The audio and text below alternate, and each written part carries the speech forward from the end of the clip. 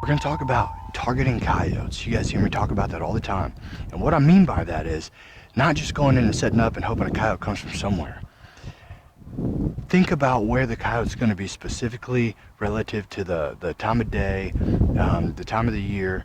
Okay, so what we're going to do is we're slipping in this draw. We're going to show you in a minute.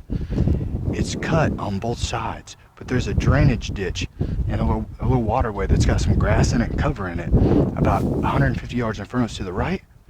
Out down this fence line that we're going to sit in, there's a hedgerow out there where the coyotes usually come out of, and then there's a pond back there that has some cover. So the coyotes are not going to come from our left, they're not going to come straight from our right, they're going to come from that cover out there. I'm not going to say there's not a coyote out there mousing around, but 90% of the time they come from this cover. It's 3:30, it gets dark around 5. The coyotes are probably going to be out mousing around in that cover, in that grass, in the water. They're going to be working down that waterway. It's where they typically are. So we set up facing our targeted area, and where we're going to sit, we're going to be able to see our downwind real well. So let's get out here and get set up. One other thing, as we're walking in, we're walking right down this fence row.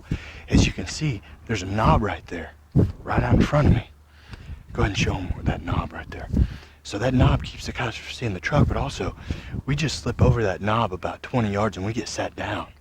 That way, we're not exposing ourselves. We sneak in real easy, and the coyotes aren't going to see us from, a long ways away. If we walked over that knob and just kept going in that wide open space, we're making ourselves visible to everything, which decreases our odds of killing a coyote because they're going to see us. So we're going to get set up now. We're going to kill one right here. Alright, as you can kind of see, there's this waterway down through here in that pond with some brush on the backside of it. I put the call out this way with that decoy on it. That way the coyotes get a visual, and I put it up on this little knob so they can see it.